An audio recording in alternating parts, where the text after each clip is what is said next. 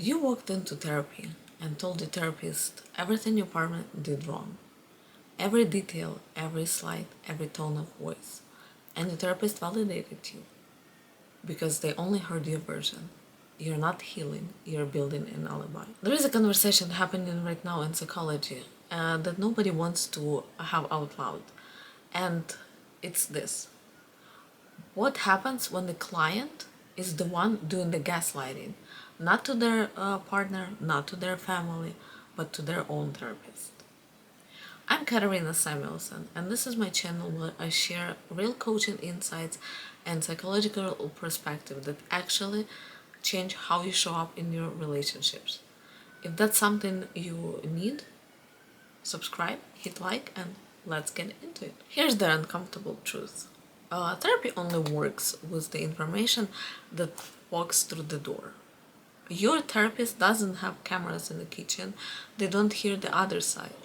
They get your version, your memory, your interpretation, your emotional filler.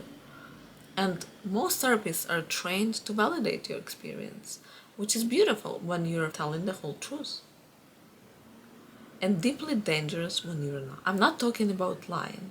Most people don't walk into therapy to deliberately lie.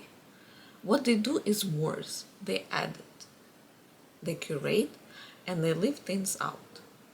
And they don't even know that they're doing it. You didn't lie to your therapist. You just told them the version where you're the main character and everyone else is the villain. And the therapist, who only has your script, gave you an outstanding. Let me walk you through how this actually works, because it's subtle, and that's what makes it so effective.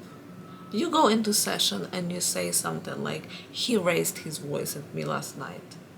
True, that actually happened. But what you left out is that you had been picking at him for the past 2 hours.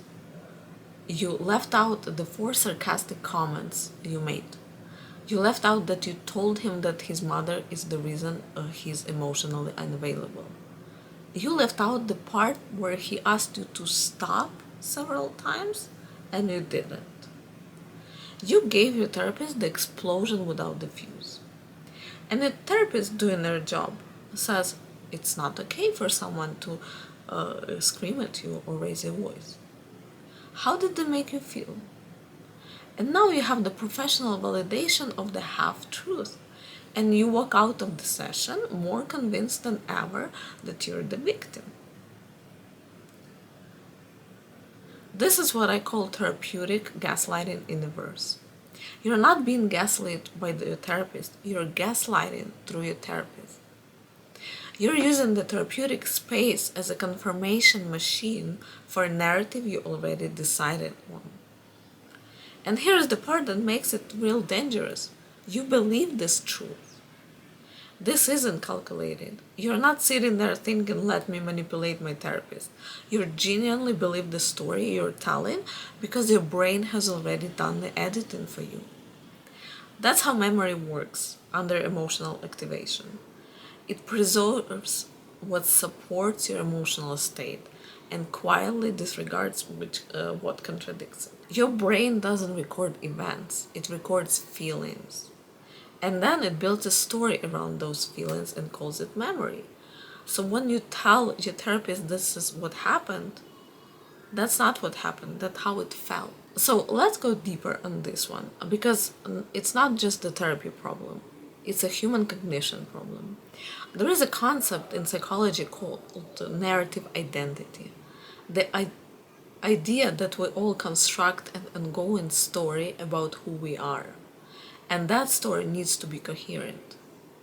It needs a protagonist, you, and it needs to make sense. So when something happens that threatens your story, when you were the one who crossed the line, when your behavior caused the rupture, your brain has a choice: integrate the uncomfortable truth or edit it out. And most brains, they choose to edit.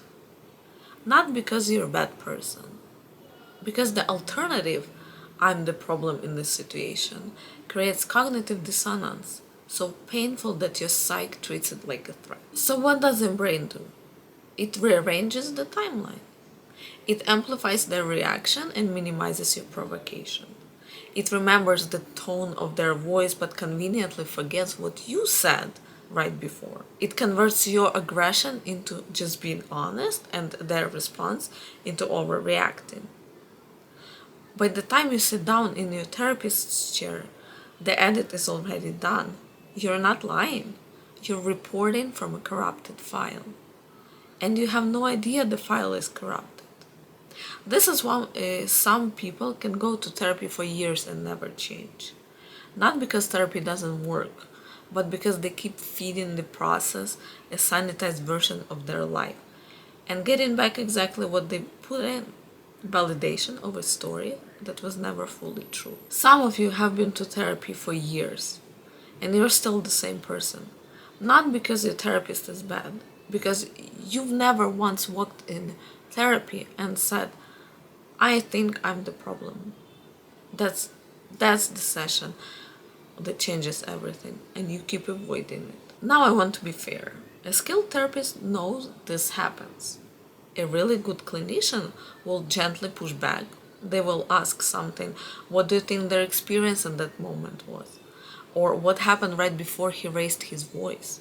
Or is there a version of this where you play the part? But here's the thing.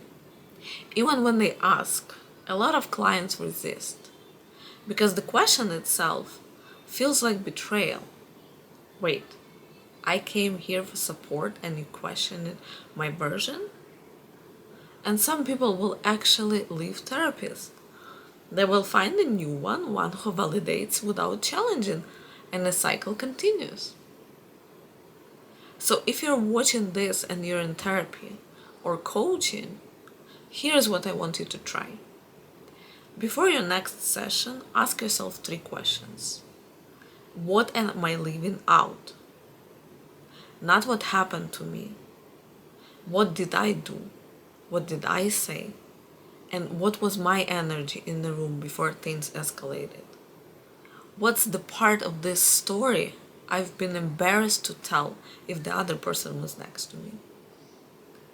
Second one, what am I interpreting versus what was actually said?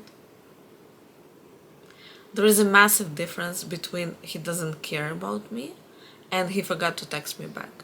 One is the fact, and the other one is the story you're building around it. Your therapist needs facts. You will build the story with your therapist. And third one, where am I the common denominator? If every relationship has the same problem, if every partner is emotionally unavailable, every friend doesn't show up, every boss is toxic, at some point the variable isn't them, it's never. The bravest thing you'll ever do in the therapy is walk in and say, I need to tell you the version where I'm not a good guy. That's where the healing actually starts. And this is not just about the therapy room. This is about how you move through every relationship in your life. If you can only tell the version where you're right, you will never grow. If you can only see the version where they hurt you, you will never understand your own patterns. And if you keep taking a curated highlight reel of your pain to a professional and asking them to confirm it, you're not doing therapy. You're doing public relation for your ego. Real healing is ugly. It's the session where you cry not because of what they did to you, but because of what you did to them.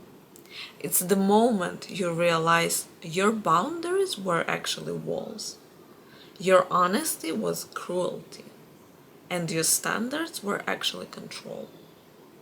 That's the breakthrough. Not when you finally feel validated, when you finally feel accountable. So here's my question for you, and I want you to really sit on this one. What's the version of your story you never told to your therapist? The one where you're not the hero. Drop in the comment if you're brave enough. I'll see you in the next one.